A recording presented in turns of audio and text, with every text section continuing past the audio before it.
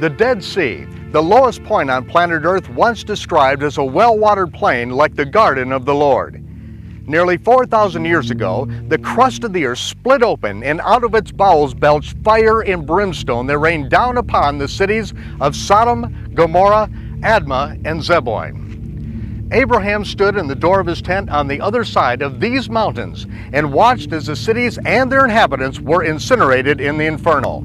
The Jordan River continues to wash minerals from the highlands of Israel into this dead-end chasm, and what appeared to be distant, nondescript rock formations out in the middle of the sun-parched Israeli desert turns out to be the ashen remains of the cities of the plain, found still standing and covered with millions of chunks of brimstone. I'm Michael Rood. Prepare for a rude awakening.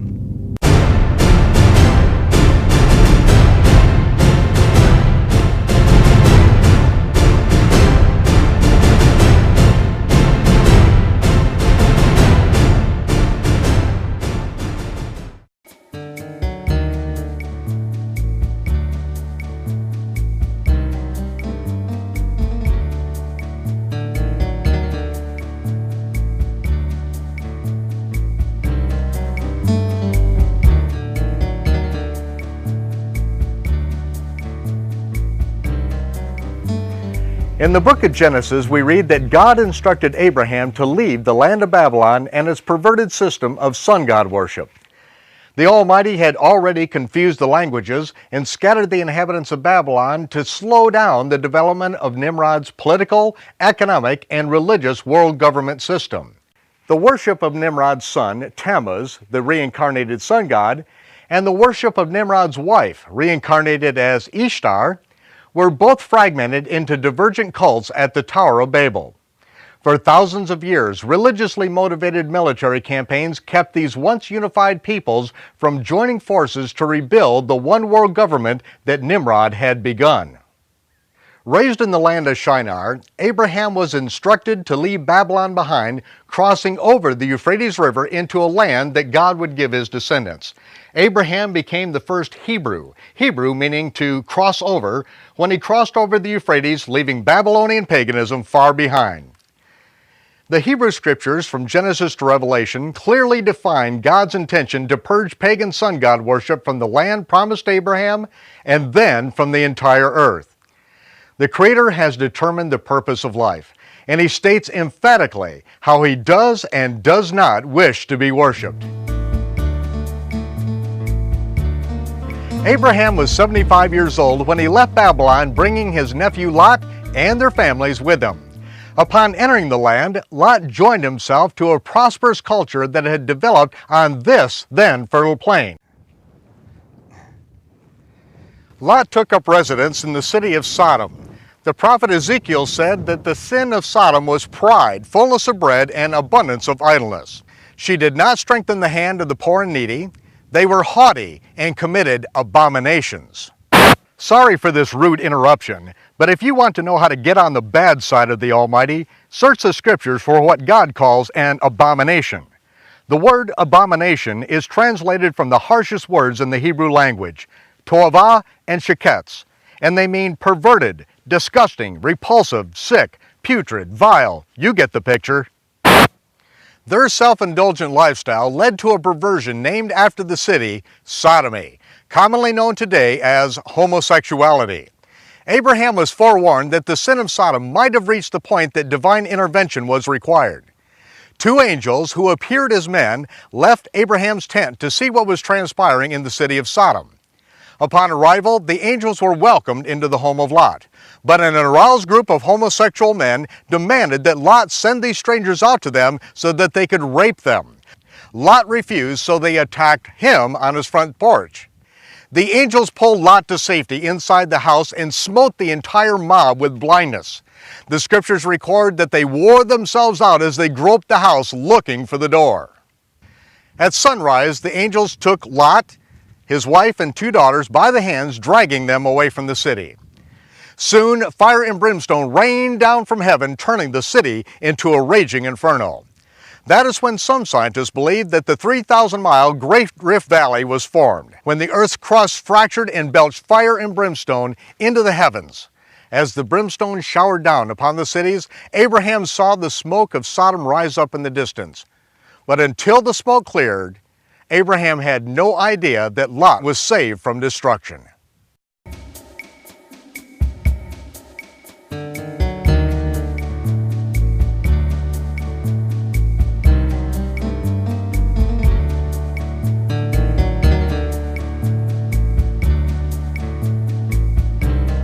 The buildings, streets, and walkways throughout the land of Israel are constructed primarily of what is commonly referred to as Jerusalem stone. Like the walls of the ancient city of Jerusalem behind me, a calcium rock which is as abundant in Israel as stray cats in the old city. And if you've ever been here, you know what I mean. The inhabitants of Sodom and Gomorrah would no doubt have taken advantage of this most common building material for their homes, palaces, and fortress walls, just as is used throughout the land today.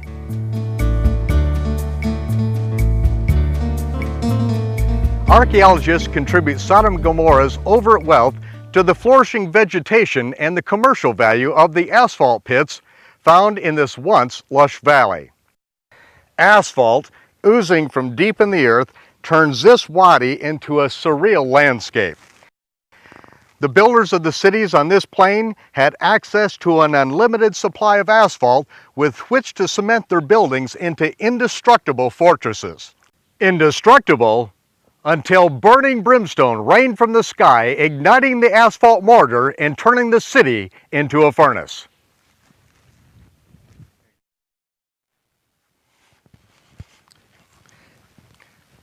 Calcium plus sulfur plus fire yields gypsum ash, and that is exactly what remains of these cities.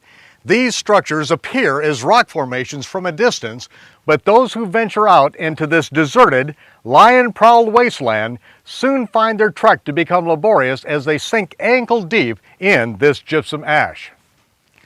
When this ash is subjected to flame, it does not even change color. It has already been completely consumed.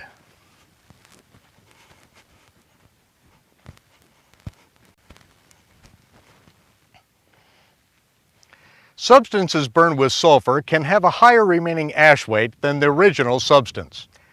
That may explain, in part, how this sphinx-shaped object and others like them can remain standing throughout the centuries. The layers of ash, twisted and warped by the intense heat, finally settle into a form that much resembles the original object. The minimal rainfall on this desert contributes to the longevity of these structures, slowly compacting the layers of ash through the centuries.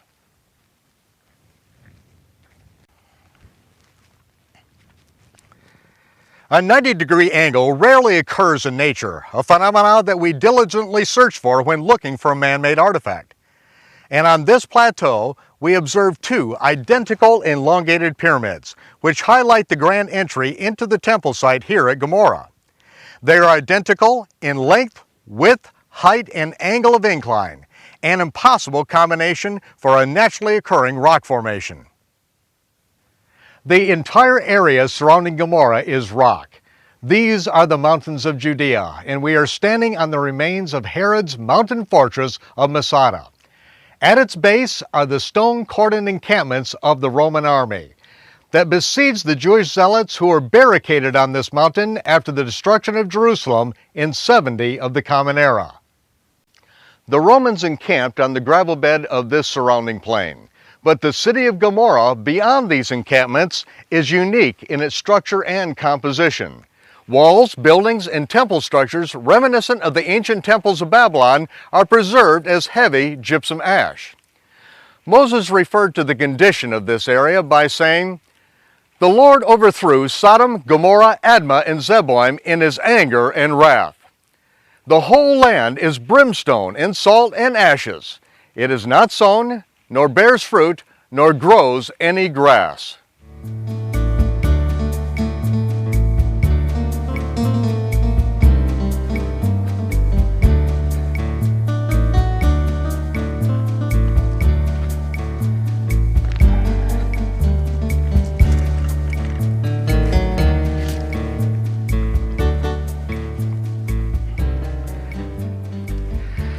Desert gazelle scrap a meager menu from the stubble that grows from the bottom of the wadis, dry riverbeds that are occasionally flooded by rainwater cascading from the Judean mountains. The gazelles scour the wadis in search of vegetation, but occasionally paw the ash on the plateaus to find a nutritious treat.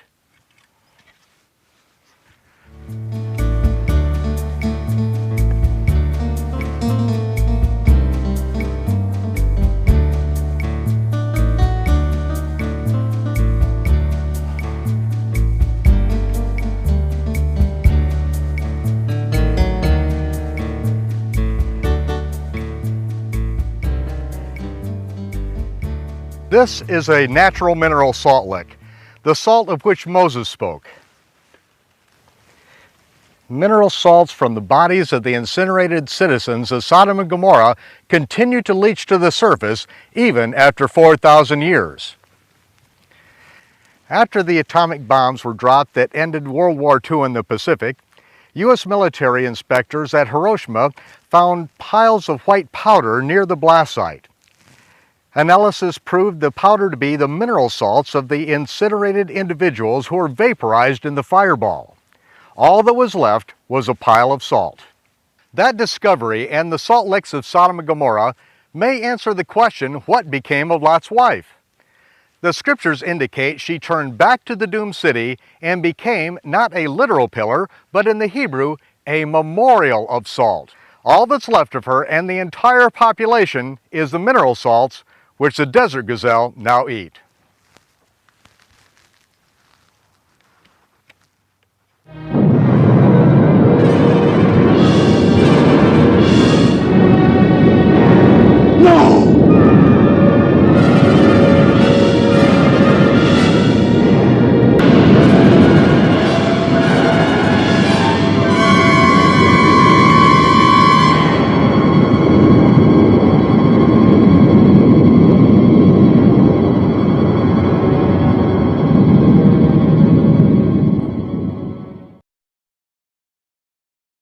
In recent centuries, legend has developed that the four cities of the plain were submerged in the briny depths at the south end of the Dead Sea. Yet 500 years after the event, Moses recorded that the cities remain as brimstone, salt, and ashes. In the first century of the Common Era, Shimon Kefa, commonly known as Simon Peter, spoke of the remains of the cities as if it were common knowledge among the Jews of his day. In the second century, the Jewish priest and historian Josephus spoke of their remains still standing in the Judean desert. The Dead Sea has continued to recede since the days that the scriptures were penned, and if they were visible in the days of Josephus, there is no way that they could now be submerged. Through the years, many looked in the wrong places and found nothing. But the cities of the plain were discovered exactly where the scriptures indicate, along the western shore of the Salt Sea and the Dead Sea Valley Plain. In the book of Genesis, we read, "Before the Lord destroyed Sodom and Gomorrah, Lot beheld all the plain of Jordan, that it was well watered everywhere, even as the garden of the Lord." We also read that the kings of the land of Shinar made war with the kings of Sodom, Gomorrah, Admah, Zeboim, and Zoar. All of their armies were gathered together to fight in the valley of Sodom, which after the destruction of those cities is now called the Salt Sea. The location of the four cities is cited in the scripture when describing the borders of the land of the Canaanites, which was from Sidon, as thou comest to Gerar, unto Gaza, as thou goest unto Sodom and Gomorrah, and Admah, and Zeboim, even unto Lasha. The four cities could only form the border of the Canaanites if they were spread out along the Jordan River Valley and not grouped together at the south end of what is now called the Dead Sea. In the first book of Shmuel, we read, "The Philistines camped at Michmas, and raiding parties went out from the camp in 3 detachments. One turned toward Ophrah in the vicinity of Shual, another toward Beth-horon, and the third toward the border of the land overlooking the valley of Zeboim, facing the desert. Again, the location of the remains of Zeboim is north of the Dead Sea and is designated as facing the desert in the Great Rift Valley east of Michmas.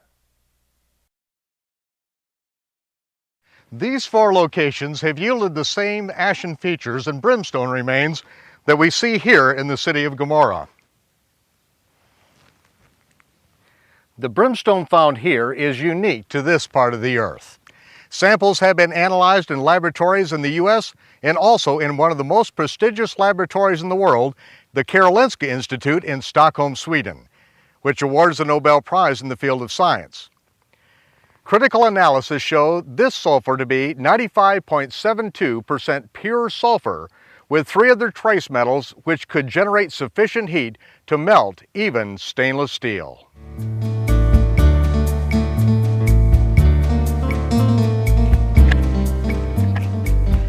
Several years ago, I spent an entire week camped out under the stars here in the city of Gomorrah. I'd heard that an archaeologist in the early 1800s had found this site and reported its location. In 1989, another archaeologist stumbled onto this site while working in the area. When I was introduced to the evidence, I was compelled to make a journey to this desert. Trudging my way through the ash by the light of the full moon, I crested an ashen incline onto this moonlit plateau. Pale yellow balls of sulfur, exposed by a recent fall rain, were perched on the surrounding ash. I crushed one between my fingers and inhaled. This was the reason that I journeyed over 8,000 miles. As a skeptic, I had to see and smell this testimony for myself. I returned to Jerusalem a week later with a suitcase full of brimstone. Finding friends in the old city, I related my adventure to a growing audience who was eager to see if brimstone would still burn after 4,000 years in the desert. Touching a match to a small piece, it immediately became a black oozing mass with a purple flame. We began to choke and gag as the hot sulfur dioxide fumes seared our lungs. We evacuated the building and got the brimstone out of the building onto the street where it burned itself out. And that was the last time that I lit brimstone indoors. But I did learn a valuable lesson. Being unable to breathe in the presence of the poisonous gases emitted from the brimstone, the inhabitants of the cities would have been rendered unconscious. They would have died a relatively painless death before their bodies and diseases were cleansed in the fire. Even in judgment, our Creator is merciful. Why did God destroy Sodom and Gomorrah? Because they couldn't find any faithful men, any godly men. People was doing evil. Lust, city full of lust. The sinfulness of them had reached his nostrils in heaven. Was that right? They sinned in a way that we shouldn't sin. Stealing, hurting each other. I have no idea. Because they were having all those sex orgies, I just told you. You name it. Whatever they had back then. He got angry, sin, disobedient, worshiping other gods.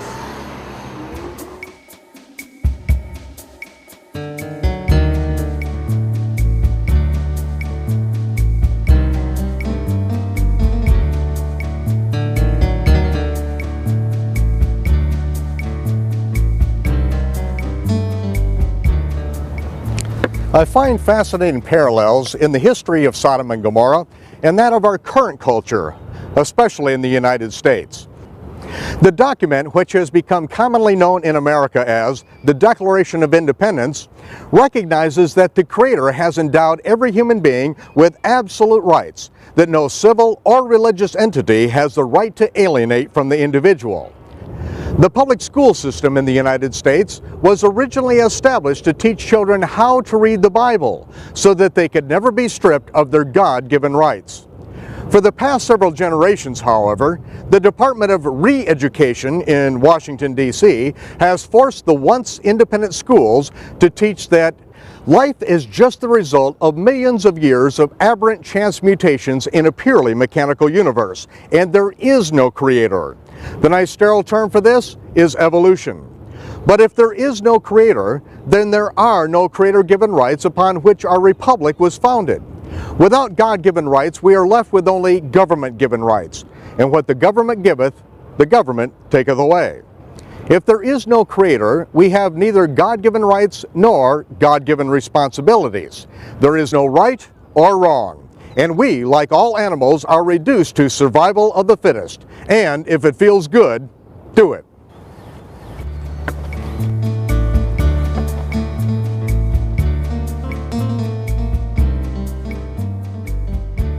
Sodom and Gomorrah's kings promoted the same prosperity-driven, lawless lifestyle.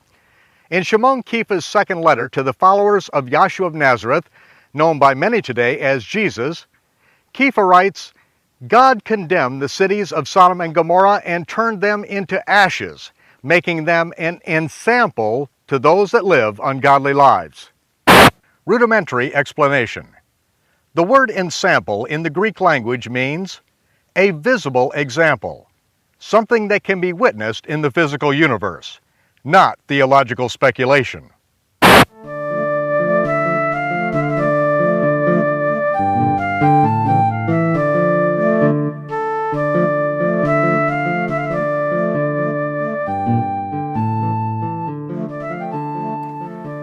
Just as surely as the Almighty does not rain fire and brimstone down on every generation or city in which there's gross wickedness, He has left a testimony in the earth for these last days. God is the righteous judge, and if you decide to live an ungodly life, your judgment is just as sure as the judgment of Sodom and Gomorrah. The remains of Sodom and Gomorrah are also a testimony to the righteous. Lot remained righteous in the midst of a sick, twisted, and perverse world. God delivered the righteous in the day of His judgment then, and He will deliver the just as He shakes the earth in these last days.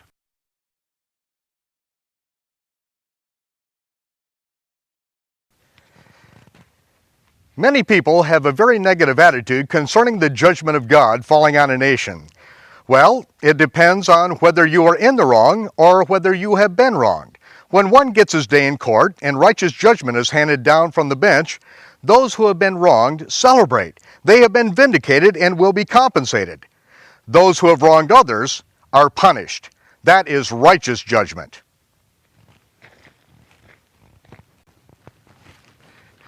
God's judgment on Sodom brought relief to those who were shackled in dungeons until they were abused to death. It ended the rape and murder of other men who had entered into the city expecting to conduct business and then return to their wives and children, only to be defiled mercilessly before being bludgeoned to death. It ended child pornography and sex slave markets. It ended kidnapping and prostitution rings. It ended the murder of babies conceived in the free sex atmosphere of Sodom's singles bars, church dating clubs, and the private studies of lawless clergy. Perhaps it ended the first syphilis and AIDS epidemics that would have wiped out the world before the age of modern medicine.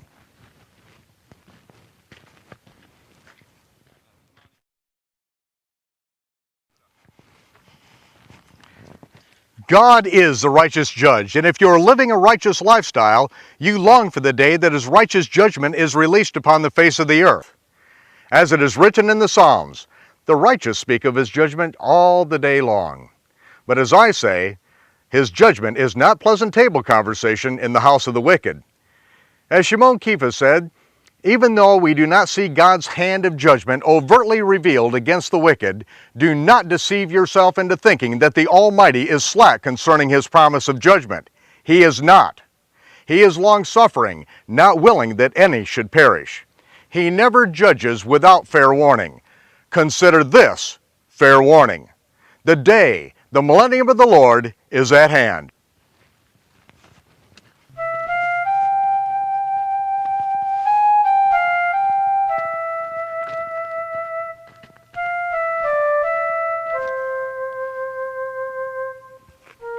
Just as Kefa prophesied, the remains of the cities of Sodom and Gomorrah stand as an ensample, a visible witness in the last days. A witness that the Hebrew Scriptures are an accurate historical record of the land and people of which they speak. The ashen remains of those cities are a testimony to those who decide to live an ungodly life. They remind us that the judge, though long-suffering, will render a swift and terrible verdict to those who disobey His commandments and do their own thing. This brimstone is an aromatic reminder that the God of Abraham, Yitzhak, and Yaakov is the righteous judge, and that He will deliver the righteous in the day of judgment. I'm Michael Rood. Join us again next time for A Rood Awakening, and I'll see you when the smoke clears.